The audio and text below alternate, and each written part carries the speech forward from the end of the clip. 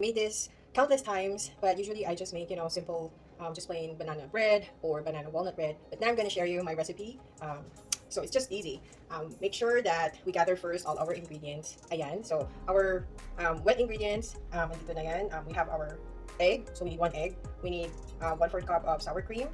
And we have softened butter. This is unsalted, so you can also use salted, but make sure you don't add any more salt sa recipe. And also we have our vanilla extract and our 2 bananas, which should total for like 1 cup. And then we should need a half cup of cocoa powder. This is organic cacao powder. Make sure hindi siya yung sweetened na cocoa powder. And also we have baking soda. This is 1 teaspoon, and a cup of your choice of chocolate chips. This is semi-sweet. You can use dark chocolate or the regular ones. And also we need a cup of flour. So let's start. O, diba? So also we need electric beater, or you can just use, kung wala man mag-whisk na lang. You can use the whisk. And also you need a spatula, to mix your ingredients with, and ako maarte. Gusto ko lang merong mini. O, diba? Okay, so let's start. So first we do our softened butter. We are going to cream the butter and sugar. Parang may kulang ako, di ba? Meron po akong kulang. Meron tayong kulang sa ingredients. That is, wait a minute. Ay, hindi. Kasama na pala siya dun sa brown sugar. Sorry, ayan. Brown sugar yan with additional 2 tablespoons of white or light brown sugar. So, okay. So, we put our butter. Pagyan natin dyan. And then, our bananas. Make sure ang sukat niya is approximately a cup. So, this is really, really ripe bananas. So, I like it that way. This is already refrigerated kasi once na mag-brown siya, like brown spots, pwede nyo na siyang ilagay immediately sa loob ng fridge nyo para iwas din dun sa mga, lumilipad na insekto, like the fruit flies. So, we don't want that in our kitchen. So, next is, we're just gonna mash this all up first. And then the egg, you can add it in. Ayan. And then we are going to mix. Ayan.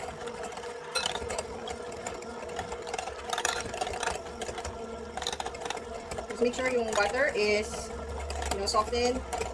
You can leave it overnight sa counter kung galing man sa freezer or galing sa fridge. Then you can make it the next day. Or kung wala na kayong time, pwede nyo rin i-microwave, like 10-second bursts sa pinaka-lowest setting na microwave mo. So now we just have to incorporate everything. Ayan, mix lang. Okay. So after that, we're going to add the sour cream. So like I said, unahin natin yung wet ingredients. So this is my mini spatula. Ayan. So, add lang din natin yung sugar. Lahat-lahat na yan. Parang hindi. Di ba dapat cream yung butter and sugar? Pero ano yung sugar? Pero okay lang yan. Parang, ano lang yan. Lahat naman sama-sama, salo-salo. So, parang wala namang rules actually. Basta make sure tama yung measurements ninyo. Okay. So, it looks like this. Mukhang hindi siya nakakatuwa una, pero everything will come together once we mix everything. So now, ilalagay na natin yung vanilla extract, which is, ang kailangan natin ay, I think 1 teaspoon. Yes, 1 teaspoon lang siya. Or 2 teaspoon. 2 teaspoon. 1, 2. Sorry about that. So ngayon, pwede na natin i-mix ng ating whisk.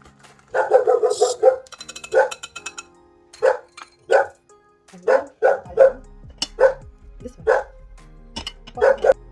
Okay, so mayroon akong text. Anyway, so ayan, we are going to sift our dry ingredients. So first ang ating flour, 1 cup flour. So next is the cocoa powder. Ayan.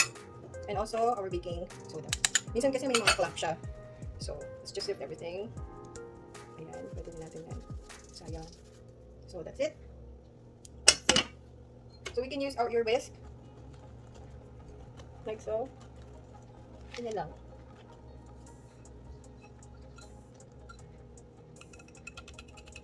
So siguro mas okay gamitin na lang yung electric beater for now.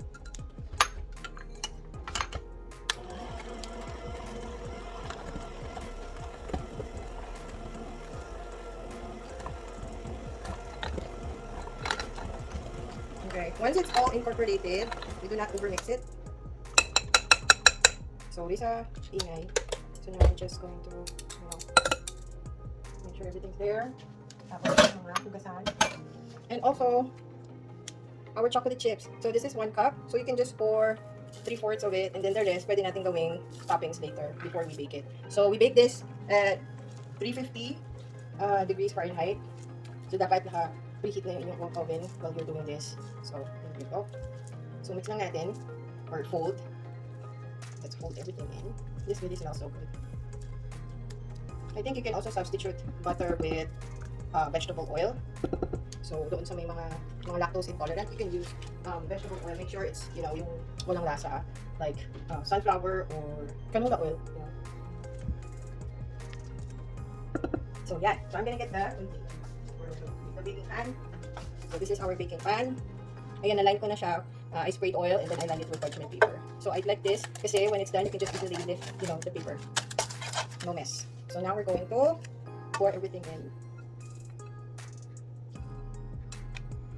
So, this is really easy. Just mix everything and then bake.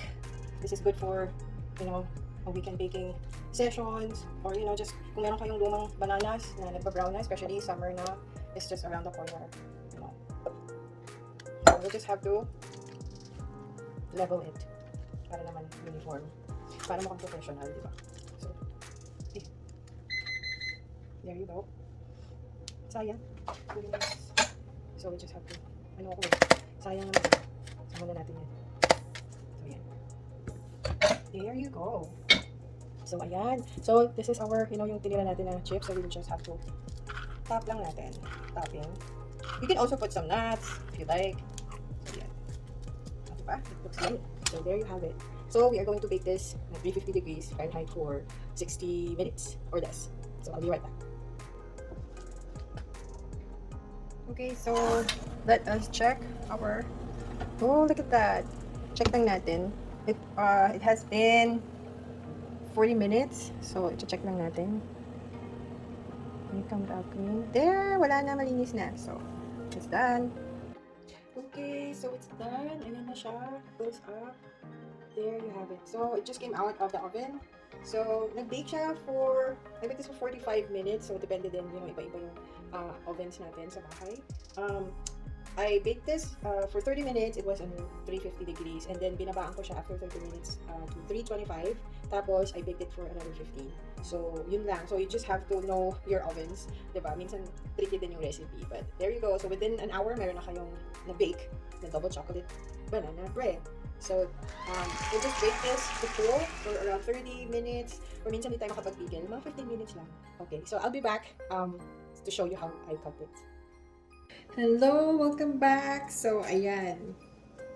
Natanggal ko na rin siya dun sa pan. And it has been 30 minutes na nagkukulo siya. O, diba? Kailangan lang ng pasensya. So, now I'm gonna cut it. So, simple lang siya, guys, na gawin. So, ayan. It looks really moist. Sana naaamoy niyo siya. But it's really, really... So for those chocolate lovers, this is so perfect.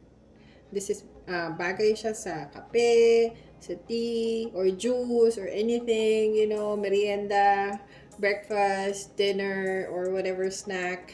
It's like a perfect snack too. So, ayan. Diba? I'm gonna taste it.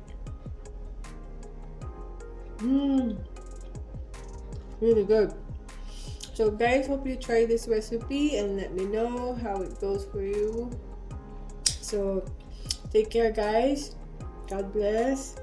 So, I'm just gonna say, inspire, love, and be a blessing. So, bye. Hope to see you on the next one.